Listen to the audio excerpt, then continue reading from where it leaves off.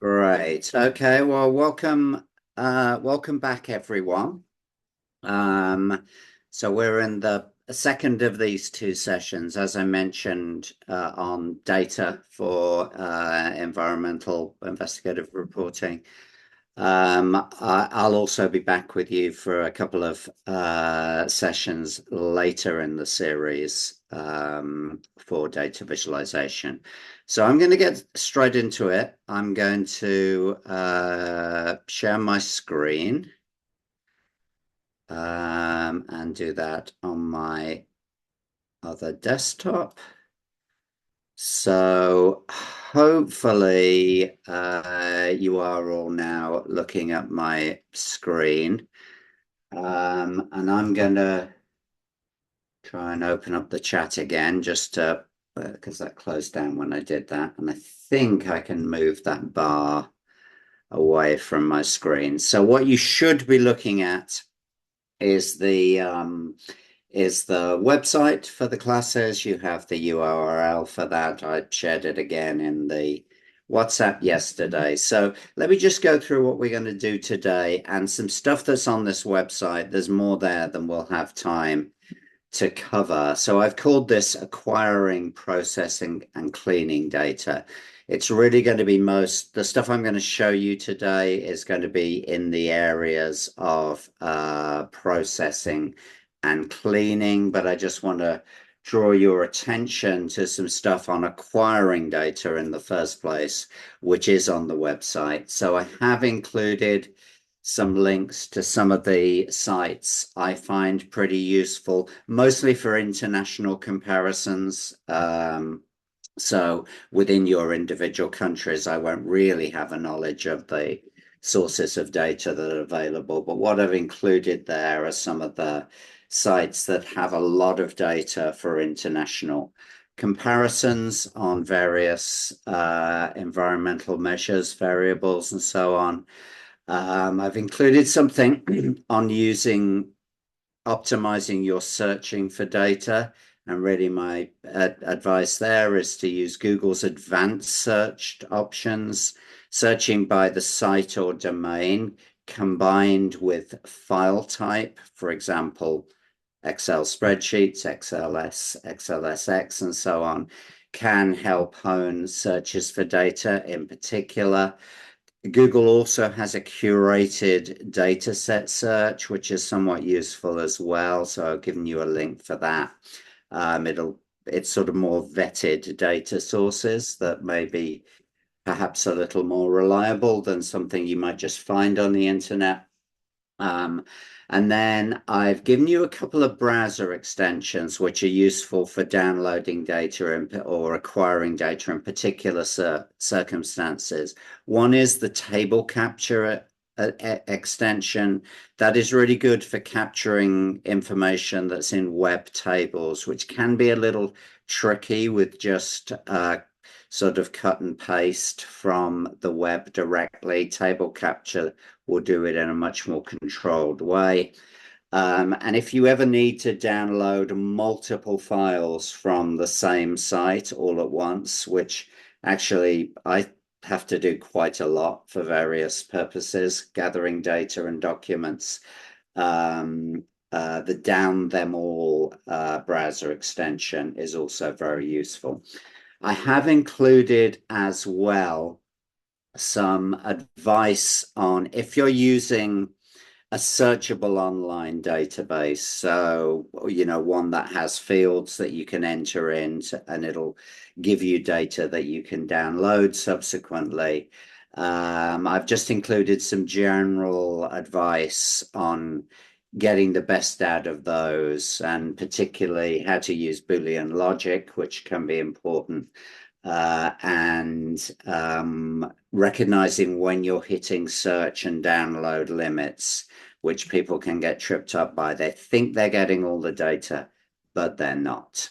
Okay, so the first tool I want to demonstrate to you today is Google Pinpoint.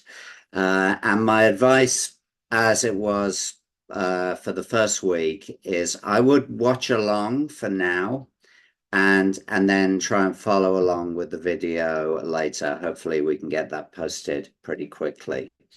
So Google Pinpoint is a very useful tool, and I'm moved over, and hopefully you're looking at my screen in Google Pinpoint. If not, do shout, let me know.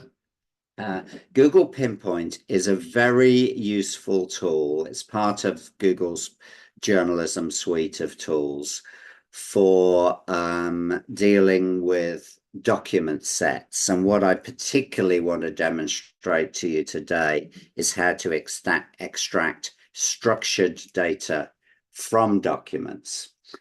So it also does some other things. If you don't have a paid for transcription tool, you can upload audio or video and it will extract a transcript. It'll do that speech recognition stuff for you.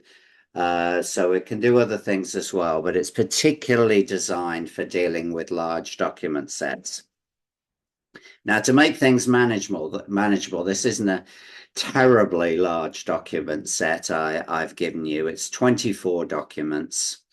It comes from documents that anybody who is lobbying the US in the US has to, or is supposed to, file a series of documents with the Department of Justice, and one of them is called the Exhibit B. So it is when there is somebody who is not in the US who is going to be lobbying the US government in various ways, or not just the government, they may be, sending material to journalists and so on. They're supposed to file these documents. And these Exhibit Bs describe the relationship between the foreign principal and who's the person or organization being lobbied on behalf of, and the lobbying firm which will be working for them. So that's what these documents are. I've selected them for documents in 2024 and 25 that are in the field of energy, basically. So they are, some of them will have some relevance to environmental issues. But they're a fairly sort of typical thing. You might be analyzing hundreds or even thousands of documents, and it's a pretty daunting task if you have to read all of them. Ultimately, you will probably have to read a large number of them, but we want to be able to do some sort of rapid overview stuff as well. So I've already uploaded these documents. That will take a little bit of time. So the procedure is you create a project first, and having created a project, you then upload your documents into it. That should be pretty straightforward. And when you've got there, you'll see a screen that looks like this with all of your documents and some options over on the right here. Now, this is, I guess, where we get into a little bit of AI assistance. This is a Google tool, and its large language model, Gemini, is built into the tool. So I'm going to just kind of show you some functions there first before we move on to the main thing I want to show you, which is extracting structured data. All right. So you'll see here there's an option to summarize. I'm going to cross my fingers at this point and hope it works, because it was a little bit temperamental yesterday. This is, I think, still a somewhat experimental tool. But let's see, like summarizing large document sets is one thing that AI tools should be fairly good at. So I'm going to click that. I'm not initially going to give it a topic, and I'm just going to ask it to summarize those documents. Now, that may take a little while, so we can leave that chugging in. And yeah, as I feared, it's gone, something went wrong. So this may not work. Let me try it again and see if it will do it. When it works, it's actually quite good, but I don't know whether it's my bandwidth might be a problem or they're having trouble with the tool because it was doing this yesterday as well. So I'm going to try with a specific query here. And what I hope to demonstrate for you is that you'll get better results if you prompt it with what you want summarized from the document set. So I'm going to put in here a query which I wrote earlier. Tell me what foreign, or I guess we could say which foreign principles are lobbying about what? So what are the subjects they're lobbying about and how much they got paid, because that is likely to be in these documents as well. And we'll try summarizing and hope something comes up. If it does, the same as it did before. Now it's just doing something went wrong. Try that by yourself later on with a decent internet connection. I'm sorry that hasn't worked. It was playing up for me yesterday as well. So it is somewhat temperamental. When it works, it is quite good. I do want to give you some words of warning, however. You will need to check information. You never just want to trust what an AI tells you as being correct. In those summaries, when they happen, you will get links through to the document, so you can go and check. So that's good. But also be wary of omissions. It might not have got everything that you might be interested in. So my advice when using AI assisted tools in general is they can be useful, they can save you time. You cannot, however, take the human out of the loop entirely, and you should not. You should not completely trust them. There is this phenomenon called hallucination where they will get things wrong. And you should be very wary for omissions as well. Okay, so now I'm going to move on to some non-AI stuff that we can do with Google Pinpoint, which is actually how I use it most of the time. And I use this tool quite a lot. Okay, so you'll see one option is to label documents. Now, I have found that basically searching and adding labels, so you can search here or you can just search in the main body of the tool over here, which is generally what I do.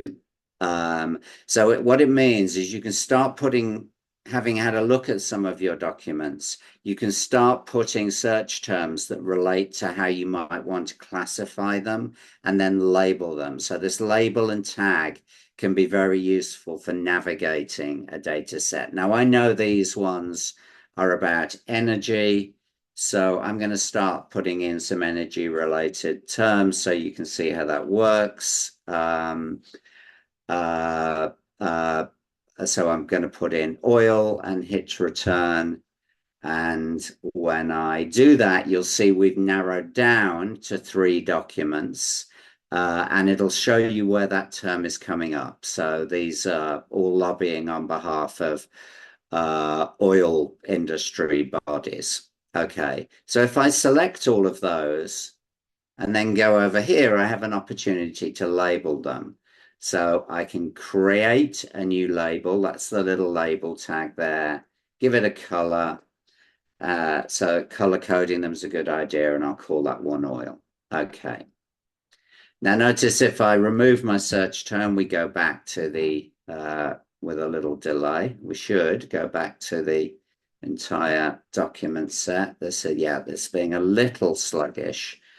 Probably because I'm on video link as well at the same time, which is possibly why the AI functions were failing as well. I'm just going to try another one, gas, right? And that may show us some interesting stuff. Now, some of the ones that have already been labeled as oil is coming up. That's fine, it's gas. But I want to draw your attention to this.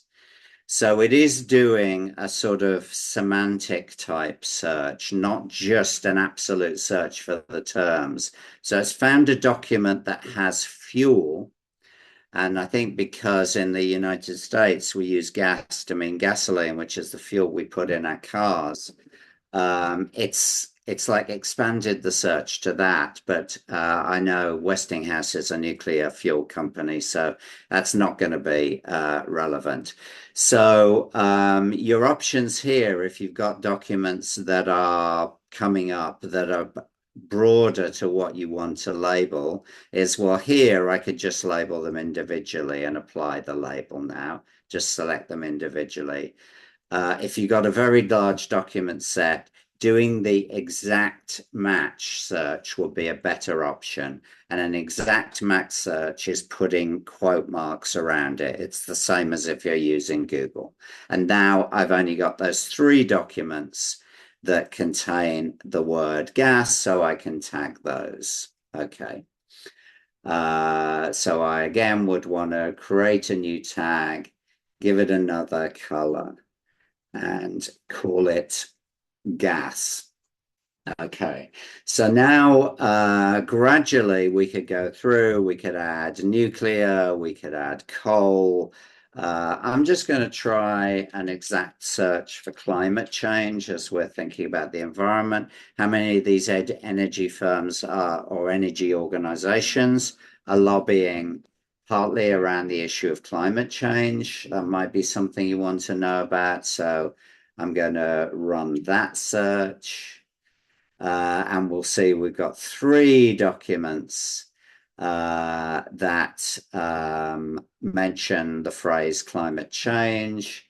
So label those, create a new label, give it a new color, actually green maybe for climate change. And we've got another label going on. Now, you're entirely in control of this, but I find a large data set, this sort of search and tag, and you'll see the tags are on the document. And then later you can search, but just using the labels. So if I go into filter, that's the AI assistance. That little symbol is the filter options. I can hit the climate change label, and I'm just looking at those documents. And at any point, you can navigate into your documents and look at them. So just in terms of organizing a document set, that search and tag I find very, very useful. I use it quite a lot. And certainly combined with the AI summaries can get you quite a long way into understanding what a document set is all about. I also want to point out to you that there are other ways to filter based on some other functions that Pinpoint has. You can filter across dates that are mentioned in the documents. That might be useful to you. It will try and identify people, organizations, and locations in the documents as well. So that can be useful. That is something called entity extraction, which again, I think will be an AI assisted function. It won't necessarily get these quite right, because I know that MOTI, which is in here, is actually the Ministry of Trade, Industry and Energy of South Korea. It isn't a person. So that's an incorrect identification of a person. But again, those automated things may be useful. I tend to use them less than relying on the my own filtering. Okay, my own searching and tagging.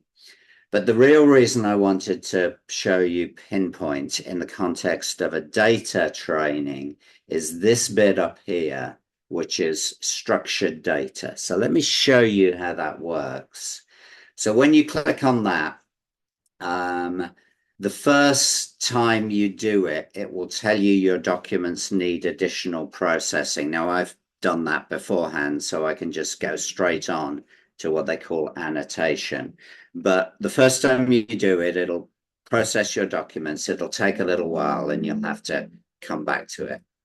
So, but I've done it, so I can go straight to annotate the collection. Now, the key to this is getting the documents in a form so that they've got to have a regular structure where information appears in particular places. So it is very good for extracting data from regular forms like this that get filled in with boxes. It's great for that. And you can take the information out of the boxes and basically make a spreadsheet out of that. So let me show you how it works. And your options for gathering data are at the top. If you have a regular header and footer, you can extract those. I'm not going to do that here. If there are actually tables of data within the documents, you'll use the table option. If the documents have repeated sections, sometimes you get that on a form. I know when I fill in my taxes here in the United States, there are sort of regular bits I have to fill in. If I have more than one bank account I need to tell them about or something, in my case, my account's in the United Kingdom. So that's repeated sections. The most common thing you'll want to do is this key value. So let me show you how that works. Okay, so I'm going to extract a few things. Firstly, I want the date that the document was received, which is up at the top. So the key to it is just highlighting the value with a text box there. Whoops, and I've made it a little bit too big. I don't want the unit bit. I just want the actual date. So it's doing that.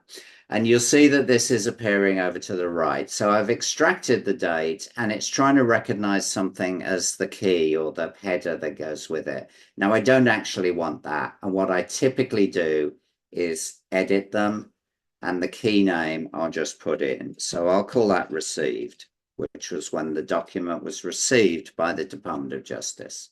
Okay. All right.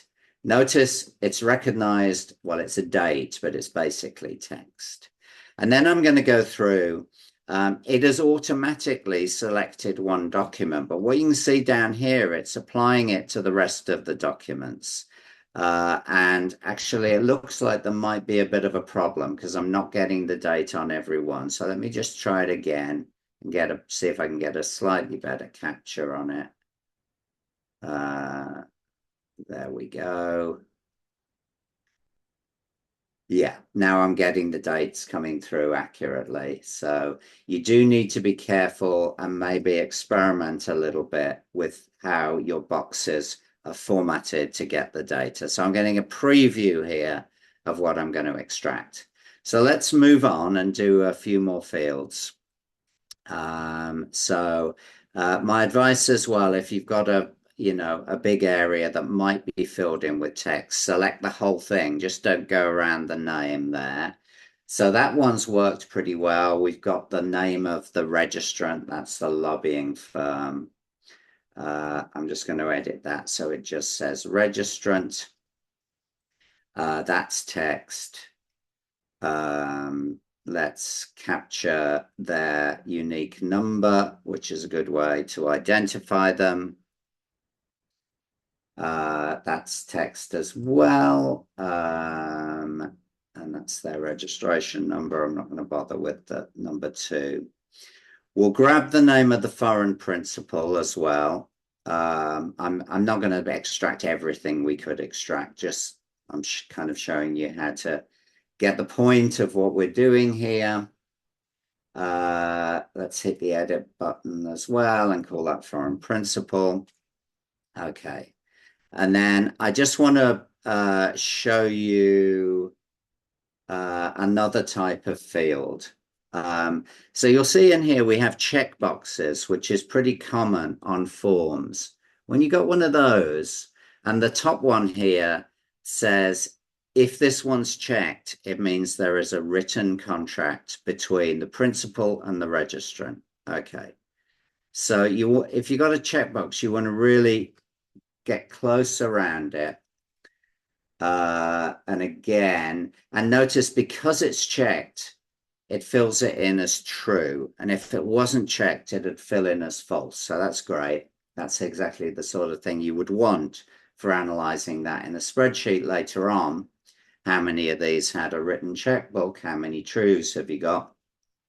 So let's edit the annotation and call that written contract. Okay, so all right. Now I could carry on extracting all sorts of information from this, but it looks like this is going to be pretty good from my preview. And when I'm happy with it, I can hit extract. How long it'll take will depend upon how many documents you have. With just 24, like we have here, it's pretty quick. Then I can download. I get a CSV file, and I could just then pull that into a spreadsheet, and we will have a spreadsheet of data. Okay, so let's go into Google Sheets and just show you what we've got as a result of doing that. So if I go File, Import, and look in my downloads, I'm going to upload, browse to the downloads on my computer, and I should have this energy lobbying CSV, which is what I just downloaded. And if I replace the current sheet, I can import it in. And there you go. And this is what you get.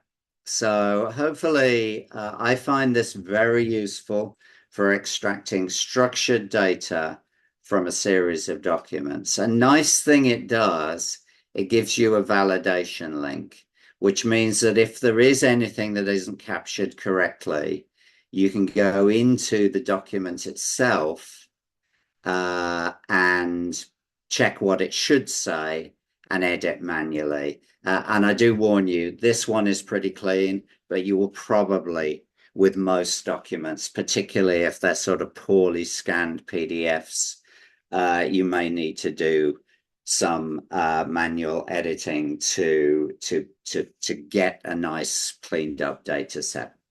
But yeah, that's basically how this works. So I'm going to just call that Exhibits B for my documents. Okay, so I'm not seeing any questions in the chat, but if you do have any, just put them in there, and we can deal with them at the end of each section, or deal with them at the end. Okay, so that's what I wanted to show you on Google Pinpoint. I'm sorry the AI summary didn't work. I feared it might not. It seems to be a little bit temperamental at the moment, but do play around with it yourself and see if you can get good use out of it. All right, so I'm going to go on to talk about cleaning and processing data. And really, I find this is most of the work often that I do on a data journalism project will be in getting the data into good shape in the first place. The analysis is often pretty quick and easy. Getting the data together, like extracting it from documents, and then cleaning and processing it, can be the most time-consuming part. Now, before we leap into that, I do just want to talk a little bit about some issues with data that you might come across. So this little section of slides is about basically this question: do I need to clean, convert, between different file types, or reshape this data, which is a question you'll need to ask yourself. Now, I'm going to talk a little bit about common data file formats, and everything I'm going to talk about, I'm assuming you're already familiar with Excel spreadsheets and such, is a variant of a text file, which is really the kind of most useful and interchangeable form to have your data in. If you have what's called a delimited text file, any software that works with data is going to be able to ingest that. It's going to be able to open it. You may see, well, you've probably seen already that the data I've shared with you is typically in CSV files. CSV, comma, separated values. You might also see TSV as a file extension, tab, separated values, or just TXT for text. You may see all sorts of other extensions. But if you open up such a file, they will open in a spreadsheet automatically, at least CSVs will. A text file probably won't. But a TXT file probably won't. But if you open it up in a text editor, and I'm using here some software called Sublime Text, you'll see what they actually look like. So your header row, if it was in a spreadsheet, is at the top, and the columns are separated by commas. That's why it's called comma separated values. And then each row in the data has the similar comma separation. So that's how a spreadsheet knows how to deal with that. You may see quote marks around fields. That is used to say this variable or this field is basically should be treated as text. It's good practice, and a lot of software will automatically do that when saving out a CSV file. Because if your text has the separating character in it, the comma in this case, if you don't quote it, it'll be treated as a new column when you pull it into a spreadsheet and everything will get thrown off. Okay, so that's delimited text files. Often you want to get them into that format, but data may come at you in different ways. You may get data or you may download data from some databases that comes out as what's called XML for extensible markup language. Now, here's that same data on the percentage of people who've recently used the internet in various countries and various years, converted to XML. So XML looks a bit like HTML if you've ever opened up a web page in a text editor or looked at the page source. You'll see that it has opening tags and closing tags with a slash. So XML is a bit different in that it's still a text file. It has this structure of tags. And what is it? There isn't a header row as such. The headers are in each individual record in the data. So it can get more complicated than this. You can have tags nested within tags, but that's the basic structure. It's nothing to be terribly afraid of, and we can convert from XML to a more friendly tool for a spreadsheet like CSV with OpenRefine, which I'll show you subsequently. Okay, I'll show you that tool. It's pretty easy. More commonly nowadays, if you're getting data that's loading behind websites or are sort of pumped out by online databases, it might be in this form, JavaScript object notation or JSON. It's very similar and it's the same, column heading or key value pair, except here the rows are wrapped up or the records are wrapped up in curly brackets, and the whole lot is wrapped up in straight square brackets. So, it's, again, if you get that, it can be more complicated. You can kind of have rows nested within rows. But again, OpenRefine can deal with it and convert it into a friendlier format for you. So if you get data like that, don't panic. That's the main thing I want to stress there. Okay, you may need to reshape data. Now, what do I mean by that? I think last session we talked a little bit about tidy data, and by tidy data I meant that you have one variable in one column. Now, but you may often download data, particularly for time series data, and it isn't in that format, and it'll look more like this. So this is data on GDP per capita. As downloaded. I've edited it a little bit, but I haven't reshaped it as downloaded from the World Bank's World Development Indicators site.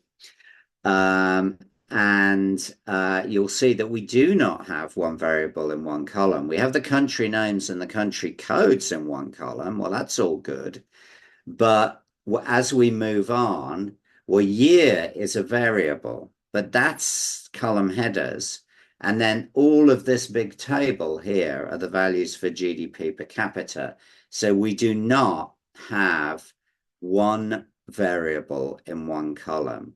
Now, if you subsequently want to do the sort of stuff we did in the last session, pivot tables and so on, you do want one variable in one column. So as your starting point. So you would want to convert that into this format. And I will show you subsequently how to do that sort of conversion, which is a fairly common thing to want to do in OpenRefine. Before using any data, ask yourself, who are the experts? Who uses this data? Who compiled it in the first place? What can they tell me? You always want to speak to people who use and understand the data, who can tell you about potential problems with it, about its limitations, about ways you shouldn't use it, and so on. And I'm just showing you this example of some environmental data I've used quite a lot over the years. This is the US National Oceanic and Atmospheric Administration's data on Atlantic and indeed Northeast Pacific hurricanes. Now, I know from using this data, it's got the tracks of them, it's got the air pressure, it's got the wind speed, it's got all sorts of stuff that can be quite interesting to look at. But I know from talking to the scientists who compiled this and who work with it is, although it goes back to 1851, you can see here, the data is very variable in quality over time. And really, if you kind of want to look at the data that is of comparable quality, you only want to be looking at sort of 1980, 1990s onwards. The reason being is that after that, there's automated satellite data collection on this stuff. It's pretty good. Before that, and particularly in the early days, it was much more hit and miss. Like, was there a ship in the region that took some meteorological measurements? So it'll be much more spotty. And that's the type of thing you want to understand before you launch yourself into a database. When I'm working with wildfire data, I rarely use anything before 1950 in California for the same reason. Just going to talk a little bit now about common problems with data, why we might need to clean data, or what might you regard as dirty data. Okay. Entries in the wrong column. As I mentioned, if you've got a comma and a comma separated values and it hasn't been text quoted, that can throw everything off. But often if data is manually entered into a form or something, and that's where your data came from, people didn't necessarily put it in the right place. So you may get entries in the wrong column. Names are the most difficult thing. Names of people, names of institutions, names of companies.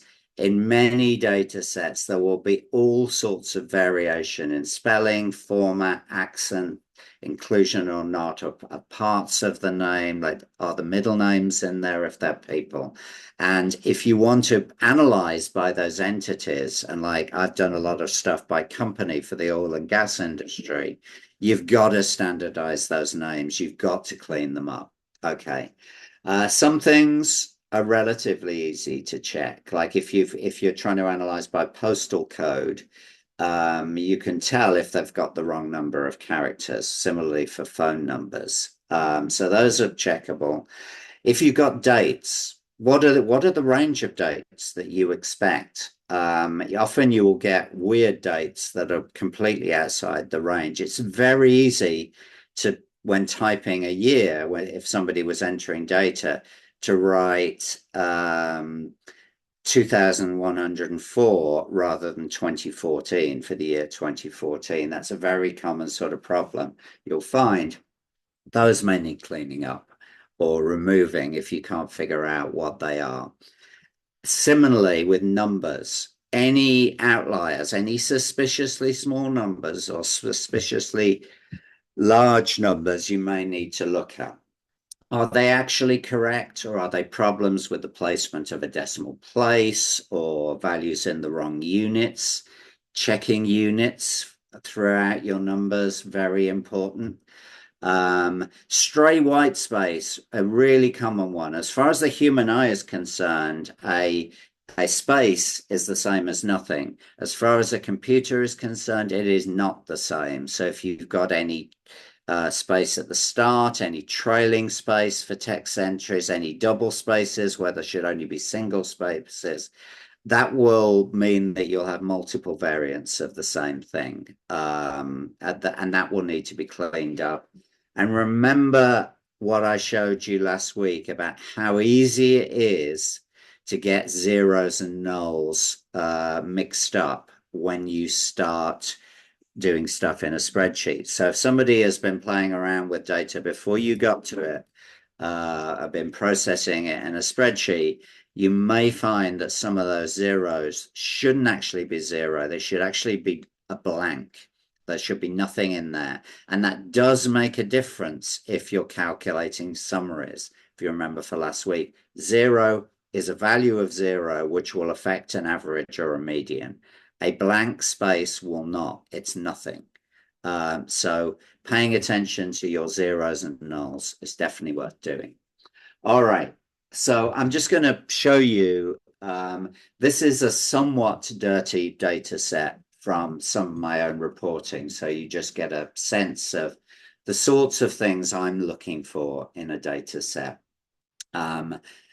I don't know how well you can see this. If anybody can see any obvious problems with this little bit of data, throw it into the chat. Otherwise, I'll show you in a second. I'll tell you what this data is. It's data on spills of crude oil, condensate, which are other hydrocarbons, and produced water and escapes of gas from oil and gas facilities in Texas. I did a whole story with a colleague at Inside Climate News around the produced water data, which is water that comes up out of an oil or gas well and can be very contaminated. Okay. And you'll see we have data for multiple months. There was a lot of data here and it was very messy. I see there's a question how you can know that a zero can be used for a null or contrary. Well, it's really looking for, you can't necessarily know definitively. But for example, it's using your common sense. If you've got data on GDP per capita, let's say, and you see zeros, well, no place has no GDP. Those zeros can't be right. They have to be nulls, actually. There's the phenomenon, if you ever do any mapping, that called null island. So if you have a latitude and longitude coordinates, you may often find when you put them on a map, a whole load of points appear just off the coast of West Africa.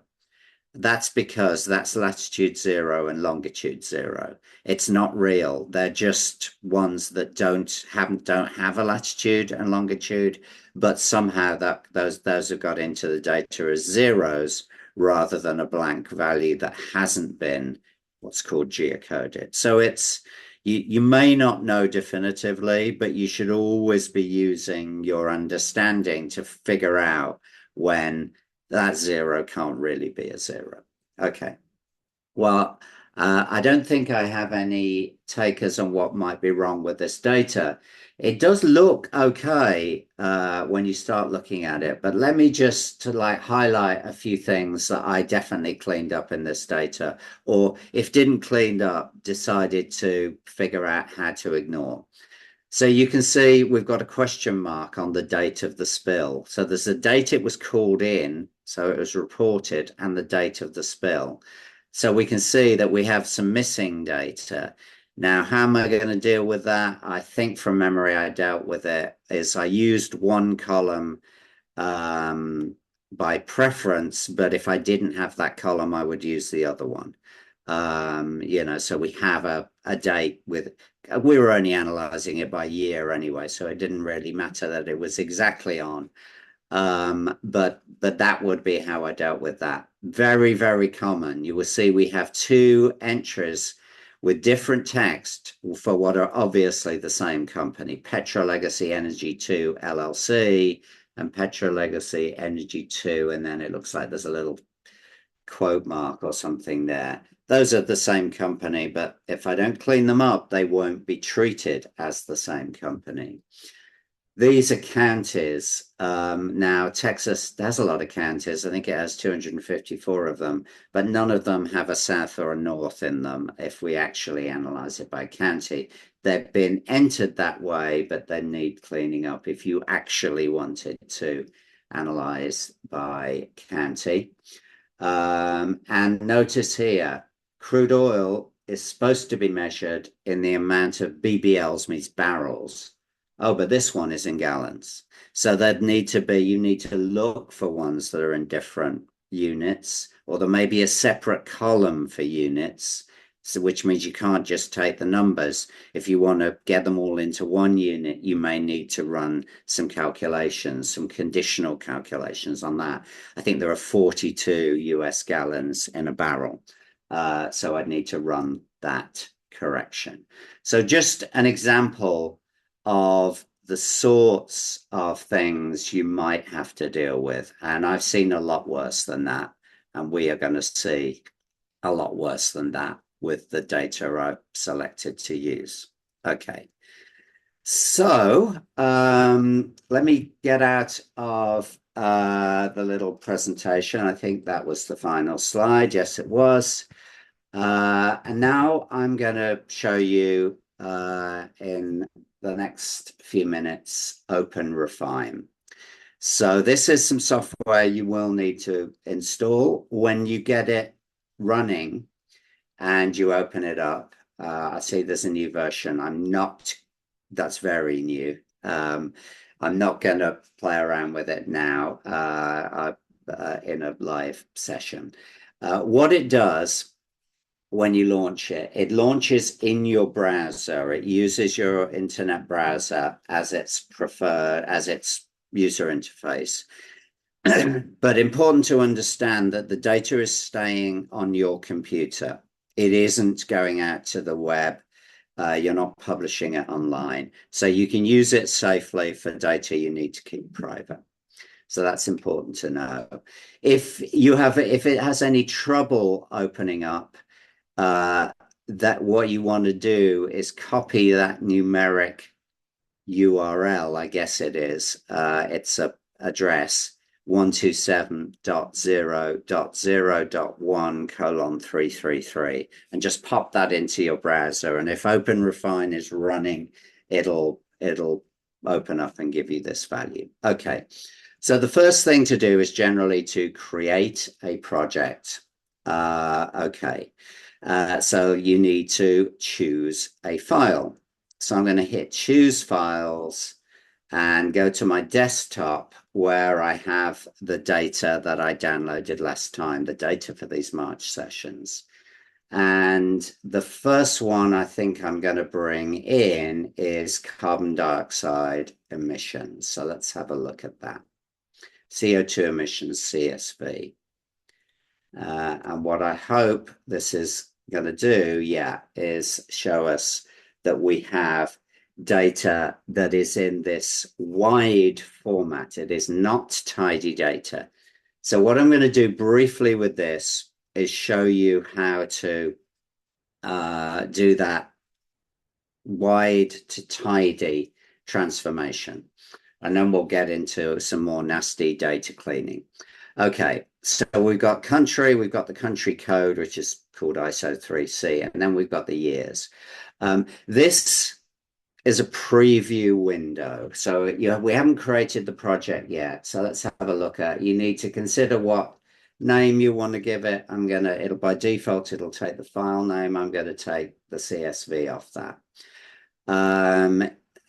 It has recognized that it's a CSV and that the columns are separated, but if it hasn't, you can put in what the separator is. But notice also it'll read in XML, it'll read in JSON. So that means you can pull your JSON or XML in, create a project, and then export them out as a CSV. So that's the conversion I'm talking about. I'm not going to demonstrate it, but just know it's there. So it will read all sorts of different files. If you've got Excel files or other spreadsheet files, you'll have to determine which sheet you want to bring in as well.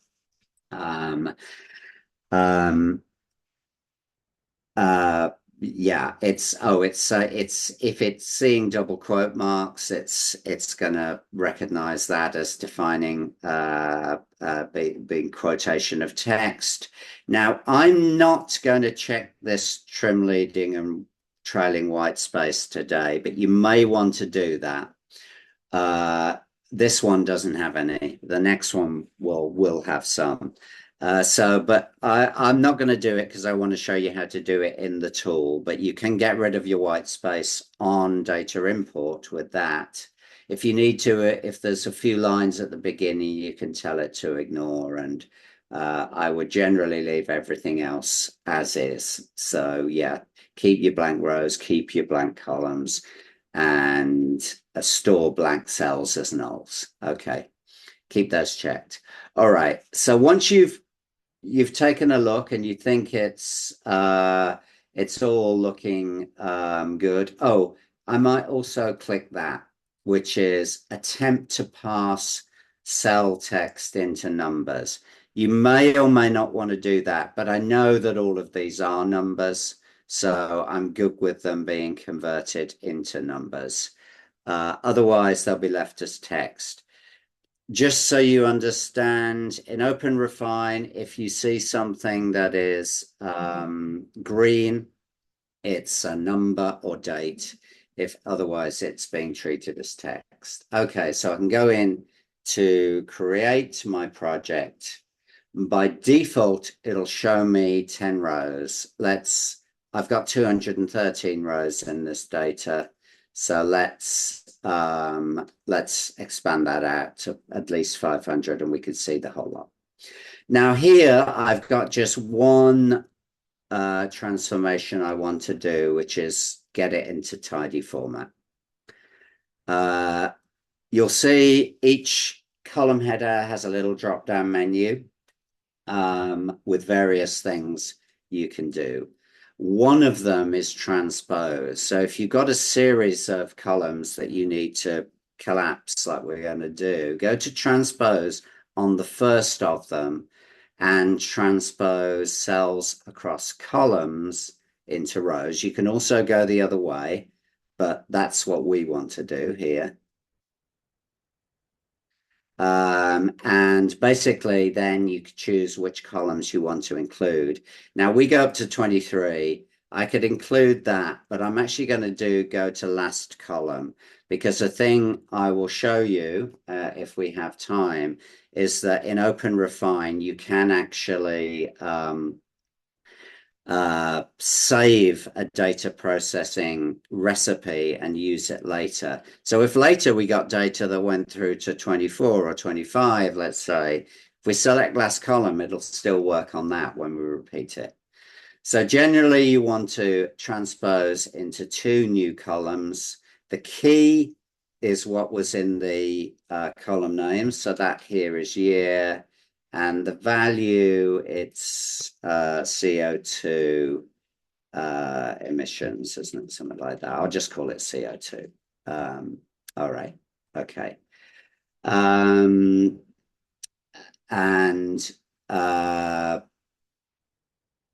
One thing you definitely want to check is fill down other columns. Now, the reason is, as it changes shape, we will get many more rows. So it needs to fill in the countries and the country codes in the appropriate places. And if you don't check that, it won't do it. It maddens me that OpenRefine doesn't have that checked as its default option because I can't imagine why you wouldn't want that, but just know you'll need to do it. Okay. And then when I hit transpose, bang, we've reshaped our data, and now we can export it. And then we can go and use it in a spreadsheet. So that's all good. Okay, export up at the top here. Generally, what you're doing is exporting a particular type of file. Comma separated values, Excel spreadsheets are probably the ones you're going to use most often. I'm just going to export it as a comma separated thing, and you'll see I've now got a CSV file called CO2 emissions, which is going to be that data with 2,800 rows in it. So I don't know if you've ever tried to do anything like that in a spreadsheet. It's not terribly easy. Okay. All right. So we are done with that. Very quickly, you will rarely need to export an open project archive. That exports the whole thing you've just done, including the sort of memory of each step in the data processing process. But if you are moving from one computer to another, or if you are sharing with another reporter, which is a thing that I've done, we've moved these projects backward and forwards and done different parts of the cleaning. You may need to save out the entire project archive so they can import it and use it. That's what that's for. Okay. All right. So I'm going to go back to the main menu. I can do that just by clicking on the logo up here, and you'll see we're back to create project. You can open your old projects as well, and you'll see I have some old projects in there. So they're saved. That's what the project archives are. Okay, but I'm going to create a new one.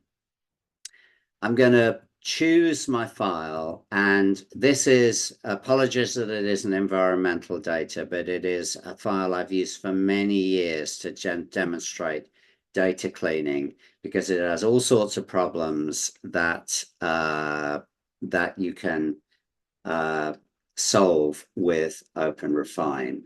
So it is grants in the, I think, 2013-14 fiscal year to UC Berkeley and Stanford, two of the main universities in California where I live. Okay, so that's what it is. Doesn't really matter. What we want to do is demonstrate what it can do. So again, it's recognized that it's a CSV file. That's all right. It's looking pretty good. I'm just going to take the CSV off the project names. I don't need to worry too much about this. Now, if I was actually doing this, not as a demonstration, I might do the automatic trim of white space, but I wanted to show you that. So I won't do it for now. And I'm not going to attempt to parse cell text into numbers, because we have things like duns. That is a code. It is not a number, and I want to keep it as text. Okay. Duns is a unique code for the entity, the organization. Okay. All right. So if I go and create a project here, we'll see we now have 3,413 rows in here, and each one is a grant or contract. Okay, they'll mostly be grants. So I'm just going to expand that to 1,000 rows. Okay, so now we're going to do some more common types of data cleaning that you can do with OpenRefine. Again, these drop-down menus are really useful, and are what you spend your time using. And when you're cleaning, what you're doing very commonly is creating facets. So I'm going to go to recipient city and create a text facet. It's just text. Let's see what we get. And what that will do over in the left here is show us all of the variants that are in the data and how many of each one we've got. And you can see that mostly it's Berkeley or Palo Alto or Stanford or Menlo Park. That is weird. we'll have to fix that in a minute. That's going to be an entry in the wrong column because that's a name of a hospital, which is linked to Stanford. Okay. We've got capitals, we've got title case, we've got multiple versions of Berkeley. You can probably figure out what's going on with that one when I hover over it. It's got a lot of trailing white space on it. So two problems we can solve quite quickly. Let's get them all into the same case and let's get rid of any trailing white space. So I can see those are things I need to do. These gray numbers are how many of each version I've got. Okay, so let's go back here. And if I edit cells now and go to common transforms, you can see I have options to change case. So let's go to title case. And if I do that, we should get rid of all the ones that are in capitals. That's fixed. That's great. All right. Let's go back in, do another common transforms, and you'll see that I can trim leading and trailing white space. And I know I have trailing white space going on here. When I do that, that is doing a big transform. And now we've got, oh, this looks much better. Those are all names of cities. This isn't. Now, this is an example of when you've got something you know is wrong. What do you do? Like, and here, it's often you'll need to go off to an external source and figure it out. Well, I happen to know that the Veterans Bureau Hospital is linked to Stanford University, and I believe it's in Palo Alto. We'll say it's in Palo Alto. Okay, so and so I can notice I edited that one individually. There's an individual edit you can do. So that was pretty quick. We got the recipient city cleaned up very quickly. Okay, so that's all good. You probably could have done that in a spreadsheet fairly quickly as well. Let me show you one you couldn't do in a spreadsheet very quickly. I'm going to go to the recipient column. I'm going to do a facet and again, a text facet on that. And then let's see what we've got. And this is a very typical example of multiple misspellings, different cases, different versions of the name. Again, like I know something about this data. I know whenever I see Board of Trustees, that'll be Stanford. And I know whenever I see the Regents, the Board of Regents, that'll be UC Berkeley, because that's their governing body. So sometimes that's given. But basically, I just want to convert all of this. So it either says Berkeley or Stanford. But I've got all of these horrible variants going on. And that is pretty typical. Now, Open Refine for any sort of mess of names, company names, whatever it is, you've got a big mess to clean up. Open Refine has a tool called clustering that can help you out. So I'm going to hit cluster. And that when I do that, this menu comes up. Now, it uses various algorithms, and you can select a method, which is one of two, and you can select a particular algorithm. I have no advice for you, I'm afraid, other than try a few and see which seem to work best. But I happen to know, because I work with this data, that I get the best results for this with key collision and metaphone 3. Don't worry about what they are. They are just different algorithms that match text based on its degree of similarity in different ways. Okay, so if I do that and then hit cluster, you'll see what it's doing is it's suggesting clusters for me and saying, do you want to merge them? Now, when you are clustering, make absolutely sure that everything you want to merge should be included. And if there isn't, exclude it. But these are all regents of the University of California, so those are all going to be Berkeley. So I can call, whoops, I can call them all Berkeley, and that is good. Okay. Similarly, those are all going to be Berkeley as well. So I can select all of those and call them Berkeley. Those are all going to be Stanford. So I can select those and call them Stanford. Those are again all Berkeley, so that's good.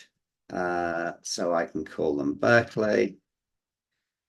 Those are both Stanford.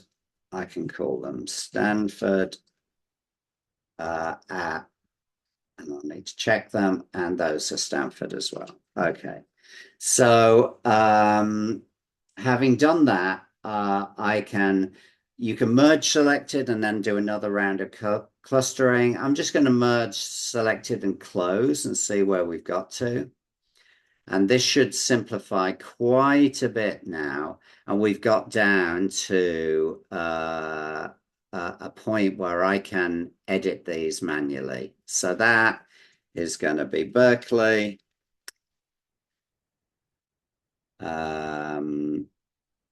Stanford Junior University is going to be Stanford.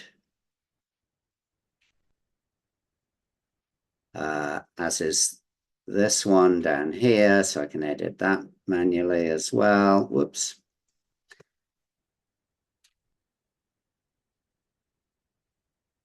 And here's another one I would need to look up. But if you look it up, you will find, well, not the Inter-University, but the Inter-University Center for Japanese Language is actually at Stanford. So that should say Stanford. Okay. All right. So hopefully you can see from that how we went from a total mess to something pretty ordered that just grouped them into the two universities very, very quickly using the clustering function. In reality, it'll take you much longer than that, typically, because it's not quite so simple, but the clustering will definitely help you as long as you're cautious about what you merge together. By the way, I'm not doing it here, but good practice when you are doing cleaning, let me just show you, is before you clean a column, go edit column, add column based on this column. Just leave that as value and give it a new column name, recipient edit or something, and then work in the new column. Then if you mess it up, you've still got your old column there. But as I'll show you later, you don't need to worry too much about messing things up in OpenRefine because it's got a nice feature to help you stop worrying about that. Okay, so next I'm going to go to a column that nominally should have dates in it, but are not treated as dates. So we'll see we've got this award dates column. All right. So let's have a look at that. They do all seem to be US formatted dates. So let's have a go at doing a common transform. So edit cells, common transforms, and just convert them to date. So that's how you do sort of data type conversions, edit cells, common transforms. When I do that, it's converted them, and you may be able to see it's actually converted them. Maybe I'll make it just a little bit bigger so it's a little bit clearer to see, into a full timestamp. But so it's year, month, day, T for time, hours, minutes, seconds.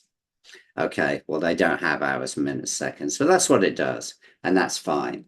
So we've now converted these into the international standard for date and time, which is what I would typically do with any date. Deals with variation in the way that dates are written. Now, let's have a look at these dates. in the same way we can do a facet on a text, we can do a timeline for a date facet. And if I do that, we'll see over to the left, it gives us a little histogram. Remember histograms? It gives us the distribution. And this is great news. This shows us it goes from September the 30th rather, through to October, late October. It is the fiscal year that we're supposed to see. There aren't any nasty outlier dates. If any dates had failed to pass, they would appear at the bottom and you could manually edit them. But this one, we're good on dates. But I want to show you now something that we may be less good on. And I'm also going to show you how to work with numbers in OpenRefine, or how to clean up a number column. So we got this award amount column. And you can see that it's got dollar signs in it, which we're going to have to get rid of. It's got commas in it, which to work as a number we want to get rid of. We don't want that text formatting. Some numbers are in parentheses, which means they are actually negative numbers. It's an accounting convention on numbers. Okay. So I'm going to create a new column based on this column to get rid of all of that stuff. I'm going to do some finding and replacing. So edit column, I'm going to add a column based on this column. So I'll call it award amount edit maybe. And you'll see its default is just to take the value of the one column and put it in the next column. I'd already suggested you could do that. And I'm going to replace that with a formula. Okay. All right. So what we've got here is value dot replace.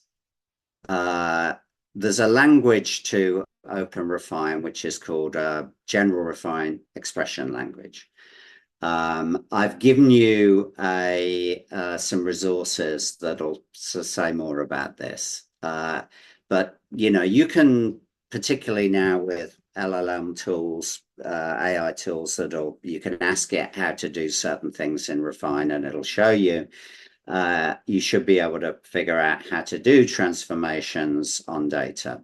But value.replace has parentheses after it, and then the symbol you want to replace, comma, by the what you want to replace it with. And I'm replacing with nothing between quote marks, which means I want to remove it. And you could just string them together. So then it goes dot replace the opening parentheses, make that a minus sign because I want those to be negative numbers. I want to replace the closing parentheses with nothing, and I want to replace commas with nothing. And you'll see it's giving me a preview of what I'm going to get. So if I do that and create the new column, what we should get are the numbers cleaned up. So they're still black. They're still being treated as text, but they should now be a proper numeric format that I can simply do my common transform on. So edit cells, common transform to number, and bang, there we go. Now we've got all of these as actual numbers.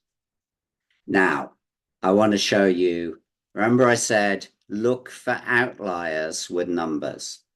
You can do, as well as text facets and timeline facets, you can do numeric facets on any columns in your data that are numbers. So let's have a look at that and see what we get. And you'll see something very, very weird is going on. Most of the numbers are down this end of the distribution. By the way, I can filter like that. But we've got something very odd happening up at the top. So let's go and filter that and see if we can figure out what it is. So we've got this one value in the data where the award amount was allegedly more than $3 billion from a single grant to the National Science Foundation to Berkeley. Well, I can tell you that's like more like the entire budget of the National Science Foundation. There's no way that number is correct. And let me show you what is actually happened, because it's a quite interesting thing that you can see how this error has occurred. So if I go over to the left, the award ID, the unique identifier for the grant is 30030466693, which is the same number that's been converted into a dollar. So we know what's happened. It's an entry in the wrong column that has got treated as a number. It is obviously wrong. Now here, what would you do? If you can't, you'd have to phone Berkeley up or phone the National Science Foundation up and ask what the real value was. You could do that, correct it. If you can't find out, you definitely want to exclude this number. Replace it with a null or something, just get rid of it because it is most definitely wrong. Okay, so I've only been able to give you there's lots more OpenRefine can do, but hopefully that gives you a little insight into what you can do with this tool. But I do want to show you as well the undo redo tab. And I seem to have got in a bit of a mess with everything being highlighted. I'll try and reload it. And okay, some weird stuff happening here. Okay, so and go back to my 1,000-row view. Okay. Obviously, when you're finished, you can export. By the way, you can also apply filters to data as well. Once you've filtered, when you export, you'll export only the filtered data. But I do want to make sure to show you this, which is the undo redo tab. And it basically means that when you click on any point in this exercise, you'll go to that point in the data. And this is why I told you, you don't need to worry too much about making a mistake, because you can always go back to where you made it and then rework from there and create a new subsequent timeline. So that's good to know. But the other great thing you can do is extract and apply. So if I go to my final state in my data down here and click extract, you will see I can choose which of the operations to extract. And I can then grab or export this over to the right, which is actually data in the format of JSON, which you can subsequently, I'm just going to copy it. So if I copy that, just for now, I'm going to copy it. You would actually export it as a file and keep it somewhere, and it'll be JSON. Just a word of advice, though. Only keep the stuff that is repeatable if you intend to do it on the same data. And what this exported recipe will do is if you have data with the same column names, they have to be the same. It will do all of the stuff you just did automatically. If I was doing this on this data, I would only keep the things that will be the same each time. So the individual text edits, which are down as mass edits, which will be different on different iterations of the same type of data, I would not keep. So I'd remove all of those mass edits, but I'd keep all of the value to date, value to title case, the trim, which is the white space removal, the reformatting of the numbers and the value to numbers. So I'd keep all of that. Anyway, just for now, I've copied the whole thing. And let me just kind of show you what it can do. So if I close that down again. Now, let's say I just imported a new version of this data. So I'm at my create project stage. If I open up apply, and if I paste all of that stuff in, which you'd actually be getting from a file you saved, and I just hit, yeah, it's going to tell me I'm overwriting entries. That's good. Apply anyway. And it does the whole thing automatically and it sends me to the end. Now it just redid all of that. It didn't just go to the end, it redid the whole thing. It overwrote everything I'd done previously. Now that obviously isn't how you would use it, but it is a very useful option to have if you get like regular releases of the same data that need the same things doing to them before you can use them in a spreadsheet. OpenRefine is great for that. You can extract your series of operations and just apply them on the new version of the data. And you don't need to do it. The computer does it for you. I'll just show you one more thing, which is good to know.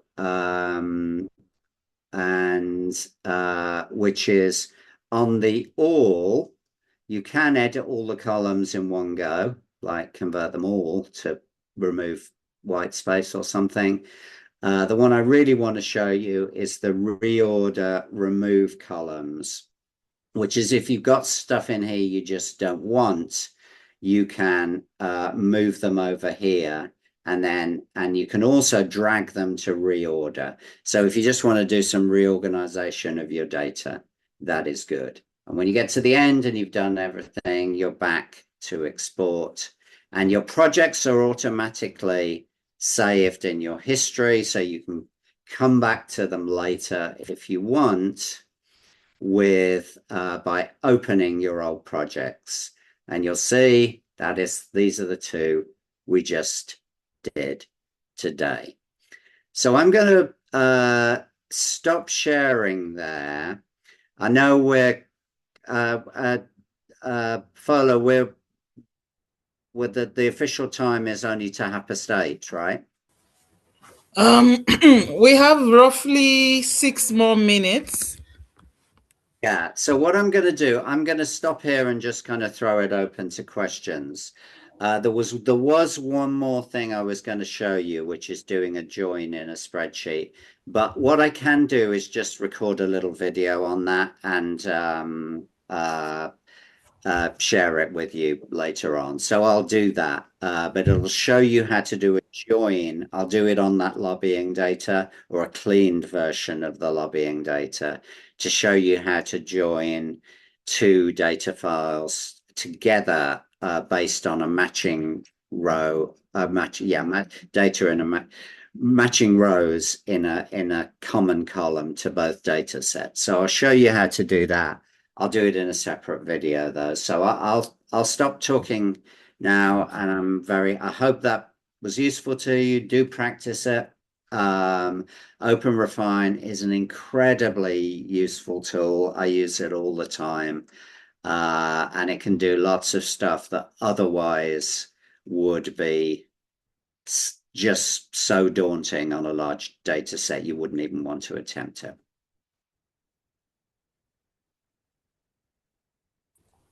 Thank you so much, Peter. I'm going to look into the chat now. If anyone has a question, or to make it faster for everybody, you can just unmute yourself, ask your question pretty quickly. Now it's 5:26, so we have 4 minutes. So if you can ask your questions quickly, and if it's going to be a long one, you can put it in the WhatsApp group. Peter, you will let us know when you are available to, take maybe a little bit questions or back and forth on WhatsApp, so that everyone else can benefit, even those that are not here. I'll try and keep WhatsApp open today. But I generally look at it at least once a day. So Okay. yeah. So does anyone And have a question, or do you want to put your questions on WhatsApp?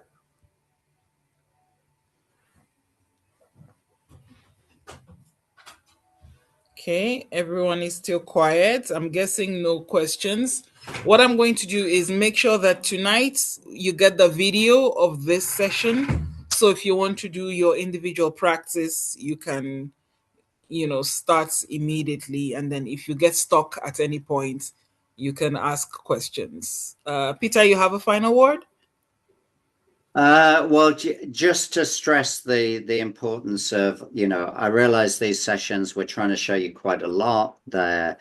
They probably run past very quickly, but with the video, do go away and practice it and kind of learn what these tools can do, because I'm still learning new things about Open Refine that it can do. And they're still actively maintaining it, running it through new versions, which sometimes have new little functions in there.